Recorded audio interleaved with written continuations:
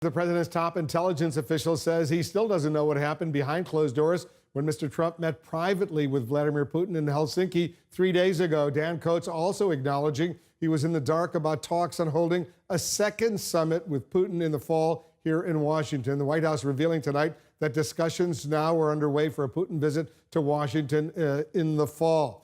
Joining us now, Republican Congressman Mark Sanford, South Carolina. His concerns about this week's Trump-Putin summit prompted him to renew his call for the president to release his tax returns. Congressman, thanks so much for joining us. My pleasure. Tell us what happened at the summit this week that worried you so much and why it has anything to do with the president's tax returns. Well, to state the obvious, most people, and this isn't just a media thing, but I literally had a friend of mine send me a Photoshop picture of Putin in black S&M gear, if you will, walking his dog, and in this case the dog was Trump, on a leash. And what has struck everybody in the wake of the Helsinki conference was the degree to which the president, who can be bombastic and strong and forceful, was absolutely compliant and deferential to Putin. And there's a question out there in everybody's mind, which is why? Why? I mean, he'll talk very harshly against NATO allies. He'll talk harshly against Merkel or May, go down the list of world leaders on that front, but complete compliance and deference to Putin. Why? And so I think that one of the things that stands out is the way in which this president, unlike any other president for the last 50 years, has not released his tax returns. And could there be information there that would be illuminating, and in many cases, illuminating in a way that would protect him? If there's no there, we would all know it, and there wouldn't be the questions that are outstanding. What do you hear from your Republican colleagues in Congress about this? I know you're outspoken, but what are you hearing from other Republicans? People don't want to rattle the cages, and I get that, given my own election. I mean, there's a danger to doing so. But again, this has nothing to do, at the end of the day, with Helsinki, but everything to do with, one, the value of the president's word. It was the president himself who said, as a candidate, that he would release his tax returns. Two, it's about a 50-year tradition, whether or not we continue that going forward. And three, I was a former governor, and twice as I got the nomination for the governorship, I released my tax returns. And believe me, if it's no longer released at the presidential level, gubernatorial candidates across this country will not release theirs. We already see that happening with a candidate here in South Carolina. So I think it's a big issue in and of itself, which is why I've been calling on this for some time, based on what the president had promised. But in this case, it's particularly important given the way that everyone is dismayed that I've talked to, Republican and Democratic alike, with why in the world did the president act as he did at Helsinki in his level of deference to Putin.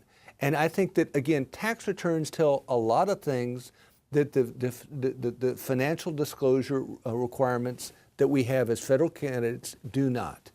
You could have an offshore account. You wouldn't pick it up in the FEC reports, but you would pick it up in a tax return.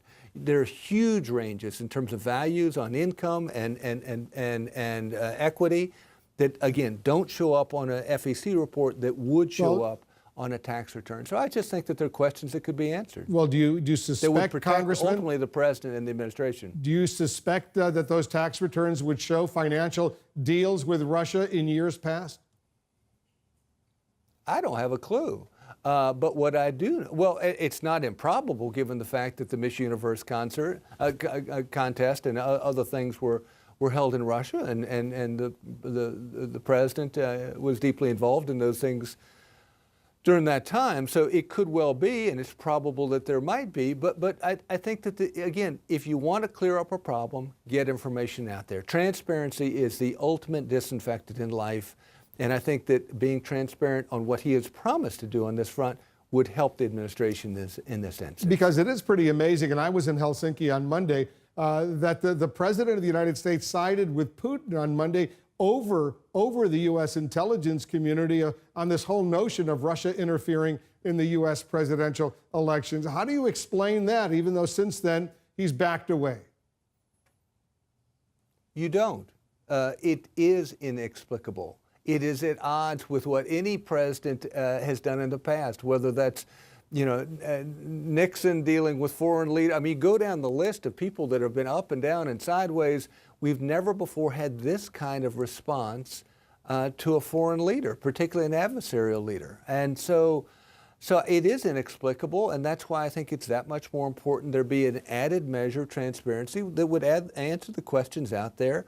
And again, go a long way to clearing up the gray. Where there's gray and where there's confusion, people oftentimes draw the worst of conclusions. This would, again, clear that up so that you don't have that specter haunting the administration and, in fact, hurting their ability to enact policies going forward. This morning, the president was tweeting quite a bit. He's clearly angry at the news media's coverage of the summit. But let me read a line that really jumped out at me, and I'll get your reaction.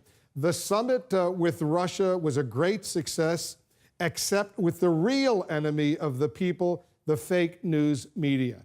Here he's saying the real enemy of the American people is the fake news media. The real enemy of the American people is not Russia. How do you explain that? You can't.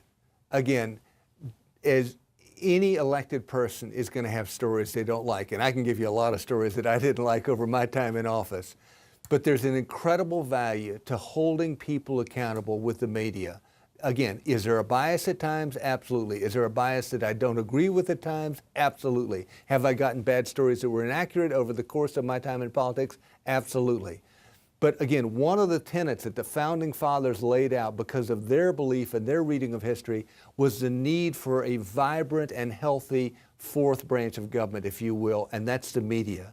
And the idea of having true fake news, which is what you see in Russia, where you have state-run media that gives entirely fake news, is at odds with the tradition that we've had in this country, wherein, there are a whole host of different choices ranging from Fox to MSNBC, but in that choice, hopefully, the Socratic process works and there's a bit of truth that falls out at the bottom. And to label, again, media as something other than it is, I think is dangerous and a problem. Yeah, and I'll leave you with this thought.